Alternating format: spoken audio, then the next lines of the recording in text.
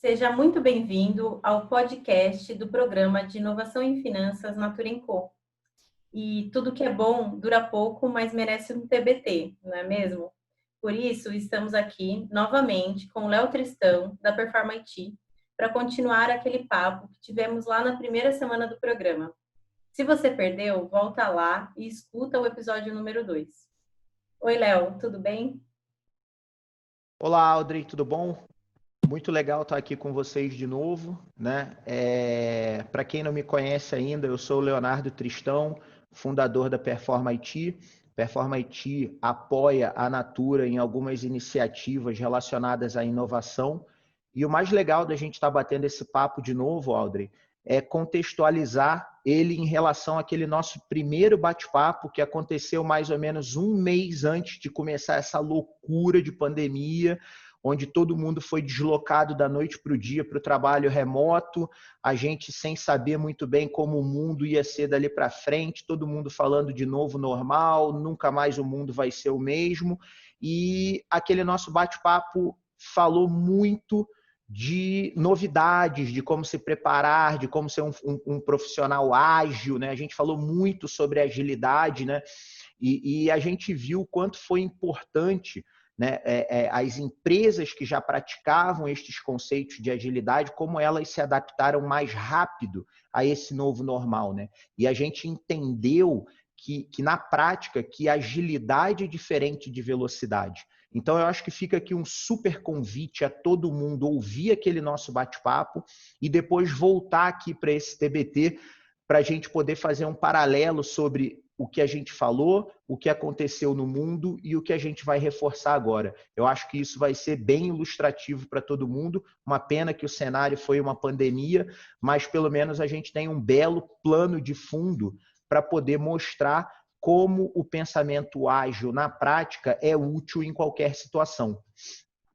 Perfeito, Léo. A gente estava até brincando, né, que a gente se sentiu meio Simpsons aí em prever o futuro nessa questão, infelizmente, da pandemia, né? Mas é muito bom Exato. te ter aqui novamente e contar com a sua contribuição.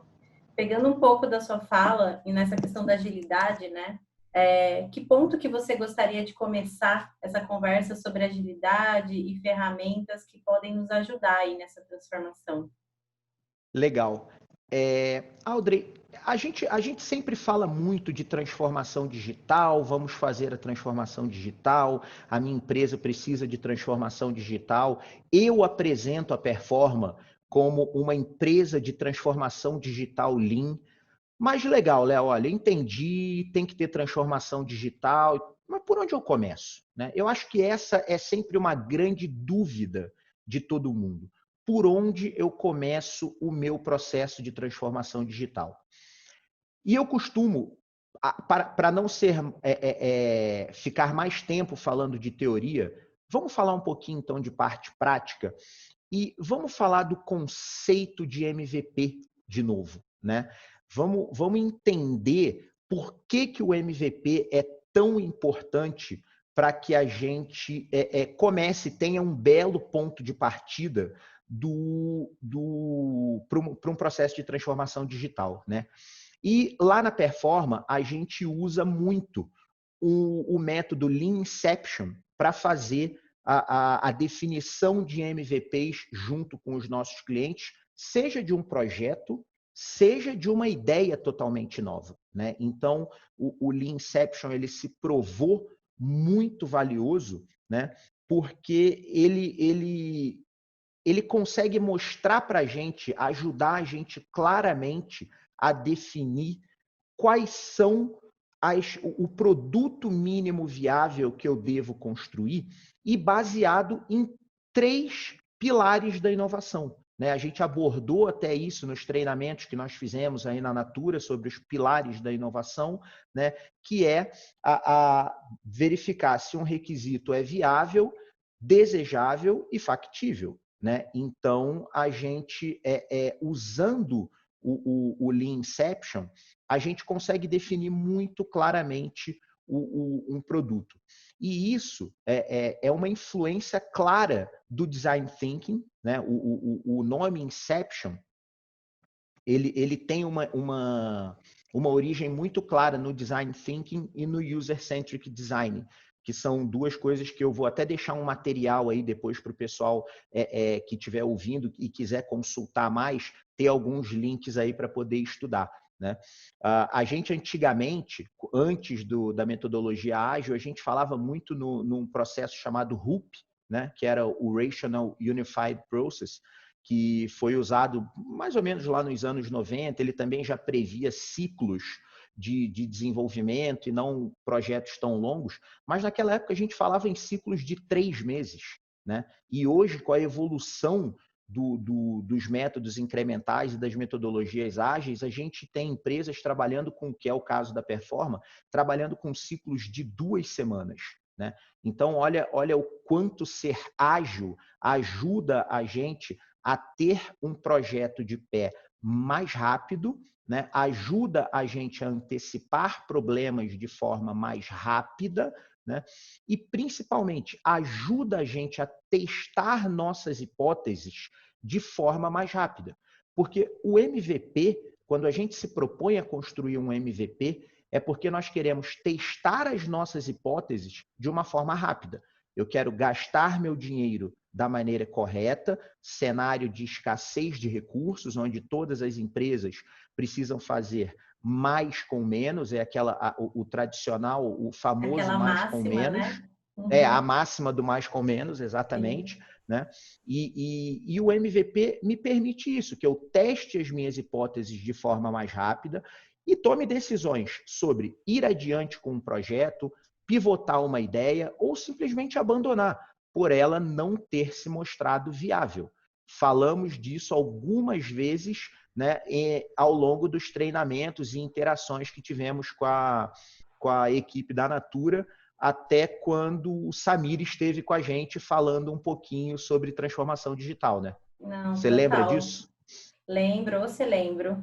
Ele, para quem não acompanhou, né, a primeira semana do programa de inovação, lá no nosso canal do YouTube tem um vídeo do Samir falando como superar os desafios da transformação digital com inovação e criatividade. Então, um pouco do que o Léo está trazendo aqui tem mais detalhes lá, então você consegue acompanhar. E aí, Léo, só pegando um pouco mais em relação a... Você trouxe o conceito, né, de MVP e os 3 pilares de inovação que a gente deve utilizar para eleger esse MVP, para estruturar o MVP, vamos chamar assim. Como é isso na prática, né? Eu dou notas para esses 3 pilares, como eu faço isso no dia a dia? Sim, o que a gente faz durante o processo de design sprint, da forma como nós conduzimos lá na Performa, Audrey, é que ao final do segundo ciclo de interação, que a gente está baseado naquele Double Diamond do Design Thinking, né? E ao final do segundo ciclo de interação, onde a gente faz a segunda convergência, depois de avaliar as possíveis soluções de um problema, nós geramos ou um Lean Canvas ou um cardápio de ideias. E algumas vezes até os dois. Mas, especificamente, quando a gente gera o cardápio de ideias, o que a gente faz é avaliar cada uma dessas ideias. Usualmente, um processo de design sprint gera, no intervalo de uma semana, de 50 a 70 ideias, né? E eu acho essa grande mágica do design sprint, né? A gente co-criar, né, em uma semana um cardápio tão extenso. Mas como eu quero definir um MVP que sirva exatamente para validar as minhas hipóteses, o que a gente tenta fazer é reduzir esse cardápio de ideias as ideias que têm uma maior pontuação, a gente dá peso para cada uma das colunas, né? E avalia cada um dos pilares, cada uma das ideias contra esse pilar. E a gente faz uma votação rápida, uma votação zen, né? Onde todo mundo dá as suas notas, e aí com isso a gente realmente sai com uma ordem decrescente, né, em pontuação, então fica muito palpável você definir o que é o seu MVP. É claro que lá no final a gente acaba fazendo alguns ajustes, né, mas isso é a maior entrega que a gente pode fazer para um projeto. Por quê? Porque é a hora onde a gente realmente se apaixona pela solução do problema, né? E não pelo problema em si, né? Perdão, corrigindo, onde a gente se apaixona pelo problema que nós estamos resolvendo e não nos apaixonamos pela solução, porque até um ato falho que eu cometi agora, nós temos a mania de nos apaixonarmos pela solução dos problemas. E, na verdade, eu tenho que me apaixonar pelos problemas, porque é a partir do claro entendimento de um problema que eu consigo desenhar uma solução. A melhor solução, né? E Exatamente. a solução mais eficiente, né? Somando a máxima do fazer mais com menos e também priorizando de fato, né? Porque, como você disse, a gente consegue trazer um volume de insights, ideias muito grande e a gente precisa priorizar de alguma maneira. Então, acredito que essa forma, né, de dar notas para esses pilares de inovação transforma, praticamente faz uma mágica de transformar o que é qualitativo para o quantitativo, né? E a gente quantitativo, ter um exatamente. racional exato ali do que a gente está priorizando. Muito legal. E um outro ponto super legal disso, Audrey, a gente consegue fazer claramente, a gente consegue claramente visualizar isso quando a gente olha o mapa do Lean Canvas, né? Usualmente existe uma discussão, né, de qual é a ordem correta de se preencher o Lean Canvas, né? Mas mais do que a ordem correta de se preencher o Lean Canvas, eu gosto de mostrar para os clientes ou para os alunos que nós estamos treinando, né, a simbologia do Lean Canvas, né? Quando a gente olha a parte superior do Lean Canvas, nós temos 3 retângulos que são bem maiores que os outros 4 quadrados que tem ali. Então, a gente tem um retângulo grande que são os problemas que nós estamos nos propondo a resolver. Então, quando a gente faz uma comparação rápida do triângulo, do retângulo que a gente separa para os problemas e do quadradinho que a gente separa para as soluções, fica muito claro onde nós devemos nos apaixonar, né? Tanto a gente se apaixona muito pelo problema, porque se eu tiver um grande amor pelos meus problemas, eu com certeza vou desenvolver boas soluções, né? E os outros 2 retângulos que eu tenho muito grandes, né, no preenchimento do Lean Canvas, são os meus clientes-alvo, né? Então, eu defini um problema. Quais são os meus clientes-alvo que sofrem com esse problema? E o outro retângulo grande que eu tenho no Lean Canvas é a minha proposição única de valor, né?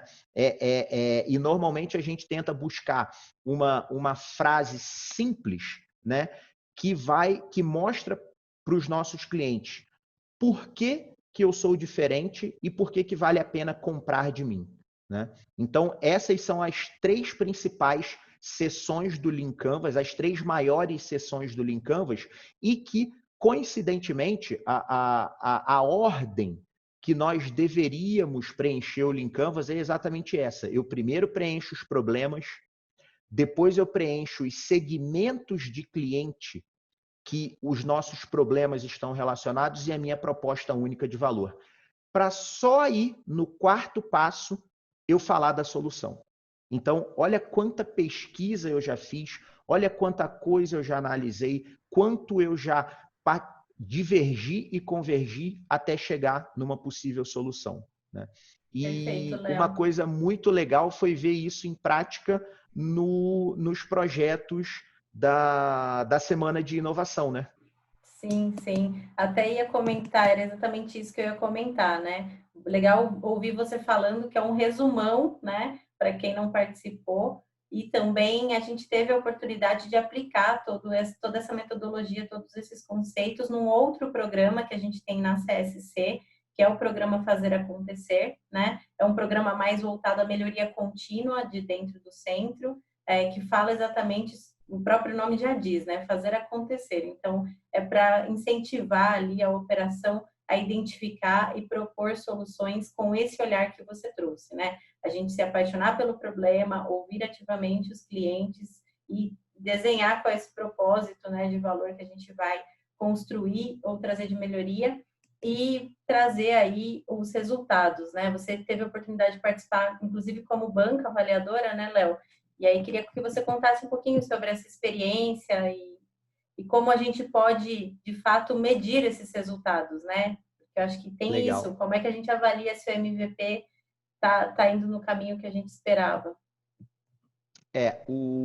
Puta, foi uma honra imensa para mim participar dessa banca junto com a Natura, né, Audrey? E por dois motivos, né? O primeiro, pela qualidade dos trabalhos que foram apresentados, né? Foi algo assim realmente de deixar a gente sem fôlego.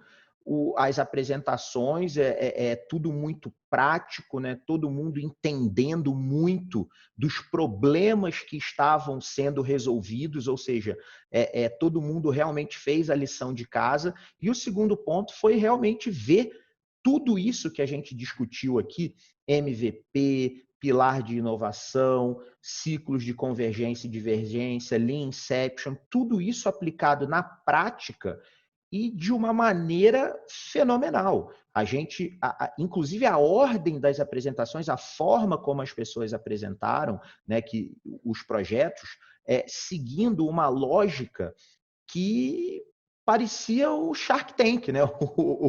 Os projetos sendo apresentados e alguns que a gente fala, cara, mas eu gostaria até de investir nisso, né? Eu acho que a gente tem soluções aqui que extrapolam as fronteiras da Natura, né? Então a gente viu todo mundo muito apaixonado pelos problemas, identificando claramente dentro do CSC ou dentro da própria Natura quem seriam os clientes afetados por aquele problema que foi levantado, qual era a proposta única de valor. Olha, eu estou trazendo esse projeto aqui porque a gente vai resolver este problema desta maneira, né? As soluções muito claramente definidas, né? Estrutura de custo analisada, muitos projetos, eu adorei ver, quando a gente fala de MVP, Audrey, é muito importante nós nos atermos aos quick wins, né? Aquelas vitórias muito rápidas, onde você, com pouco recurso, entrega muita coisa para a companhia. Então, a gente viu isso na prática, tanto que vários dos projetos estavam ou em produção ou em vias de entrar em produção, né? A gente teve projetos que já tinham tido entregas em produção, né? As linhas de custo, mesmo a estrutura de custo do projeto muito bem definida, né? O projeto, na verdade, não foi nem apresentado como um centro de custo, e sim como um centro de resultado, porque várias pessoas avaliaram, né, qual era a estrutura de custo, mas o que ele trazia de benefício para a companhia. Né, que são, quando a gente olha lá o Lean Canvas, são as seções 6 e 7 do Lean Canvas. Né? A seção 6 fala dos lucros, né, de quanto isso vai trazer de dinheiro, quanto aquele projeto vai trazer de dinheiro, e a seção 7, a estrutura de custos. Né? E foi muito legal ver tudo isso amarrado em todos os projetos. Né? A gente sabe que sempre tem oportunidades de melhoria, e isso aí isso é bom, né? A gente está sempre apoiado nisso, né? O MVP ele depende de um ciclo de melhoria contínua do Build, Measure e Learn, né? E eu acho que nas próximas vezes a gente precisa incentivar a galera a explorar um pouco mais a questão das métricas chaves do projeto. Né? Então, quando eu defino um projeto, a seção 8 do Lean Canvas, ela fala isso sobre as métricas chaves do projeto. Né? E Ou nós falamos um popularmente pouco conhecido como OKR, né? OKRs, Vamos desmistificar o que são esses OKRs os famosos. famosos OKRs, né? E os OKRs, na verdade, eles não são nada mais do que quais são os objetivos-chave que você quer acompanhar, que você quer alcançar com esse projeto. Então, se a gente está, por exemplo, implantando um projeto para diminuir a inadimplência, é natural que nós façamos uma medição da inadimplência antes e depois do projeto e como essa inadimplência se comportou ao longo da vida útil do projeto. Né? Então, a gente tende, e isso é algo que todos nós temos que ficar atentos, mesmo lá na performance, quando a gente dá um descuido, acaba fugindo um pouco, a gente tende a olhar essas métricas de ROI no início do projeto, mas depois, para a gente justificar a sequência do projeto, a gente precisa de OKRs, e OKRs são fáceis de serem medidos, eles são objetivos, eles nunca são números muito complexos, e eles têm a captura e análise deles tem que fazer parte do processo de desenvolvimento do nosso projeto, né? E com isso, eu começo a ter muito claramente qual é o meu ciclo de melhoria contínua, porque aí eu começo a capturar os dados desses OKRs, aprender com esses dados, propor melhorias para o meu projeto, que vão me dar novos dados, que vão me ensinar novas coisas, que vão gerar novas melhorias, e aí eu entro naturalmente num ciclo de melhoria contínua, né? Eu não óbvio. sei se você tem essa sensação, Léo, mas eu acho que os OKRs eles são simples, mas em alguns momentos são indicadores que a gente ainda não tem. Te passa essa percepção também, que às vezes a gente se perde nessa etapa por conta disso? Por exemplo, eu começo a fazer um projeto e não pensei que, por exemplo, a inadimplência é um indicador essencial para avaliar meu projeto, né? E aí eu começo toda empolgada ali fazendo o projeto, aí eu falo, opa, a inadimplência é importante, mas aí eu já não tenho a medida do passado. Você também tem essa percepção de que, por simplicidade, às vezes a gente acaba deixando de medir o status inicial, vamos dizer assim, daquela situação, e lembra disso só no meio do projeto ou no final do projeto e a gente já perdeu essa referência? Sim, sim, e isso super acontece, né, Audrey? Por isso que eu te falei que a gente tem que ficar muito atento com os OKRs, e quando a gente olha a história dos OKRs, né, e por que que eles são muito utilizados pelas empresas de crescimento exponencial, né? Primeiro porque o caso disso, os OKRs, a equipe do Google diz que só foi possível crescer naquela taxa porque eles usavam OKRs, né? Porque isso fazia eles estarem sempre atentos aos objetivos de negócio. E o ponto todo a gente, no dia a dia, a gente acaba realmente, às vezes, esquecendo dos nossos objetivos de negócio, né? Por que o Google saiu de 40 pessoas em 1999, né, e hoje tem mais de 60 mil funcionários, né? Eles colocam todo o crescimento deles pelas organizações, pelo segmento, pela criação e segmento de OKRs, né? Então, quando você define um OKR, Audrey, você tem que entender que você agora tem um parceiro até a definição do próximo OKR. Tudo que você fizer tem que estar atrelado àquele OKR. Qualquer dinheiro que você for gastar, qualquer recurso que você for empenhar, qualquer hora extra que você for fazer, tem que ser justificada por um OKR e não por qualquer outra métrica. E nós, antigamente, a gente vem da questão do ROI, né? E o ROI do projeto, você define ele no início. E depois que você define o ROI, que ele passa pela aprovação do conselho e vai para a implementação, você meio que dá uma relaxada. A gente funcionava dessa maneira. A gente partia do pressuposto que, uma vez aprovado o projeto, todos os estudos que nós fizemos daquele projeto serviam de base, né? E a gente esquece daquela variável que é a mutação. Um projeto ele é mutável ao longo do tempo, né? E se o meu projeto vai mudando, as métricas que eu acompanho também devem mudar, né? Então, a gente tende a se afastar dessas métricas porque a gente, por essa natureza volátil que eu falei, Sim. que elas E têm, até mesmo por cultura, né? Se a gente por pega o cultura. histórico, né? E é Eu isso. ia terminar exatamente dessa maneira, dizendo que é uma questão cultural. Do mesmo jeito que nós tivemos que romper uma série de barreiras quando nós começamos a migrar para o CRM, né, nos anos 2000, para a gente migrar para os OKRs, a gente vai ter que fazer uma mudança cultural também. Não tem jeito, né? A gente fala que, assim, de um modo muito simplificado, a gente pode dizer que o OKR é uma fórmula para a gente definir para onde eu vou, né, e medido através de alguma coisa. Então, eu quero chegar a 15% de redução da inadimplência medindo o meu contas a receber. Então, eu tenho um objetivo claro que eu meço no início do projeto. Dentro do meu projeto, eu tenho desenvolvimentos que suportam essa medição de forma muito fácil, né? A medição não pode ser algo assim, eu tenho que entrar em contato com fulano de tal, que extrai um Complexa, né? relatório, passa para o fulano, fulano compila os dados, mas não. Eu quero apertar um botão e ter o gráfico de evolução do meu OKR. Eu defino 4, 5 OKRs para o meu projeto, Audrey, e eu estou super bem.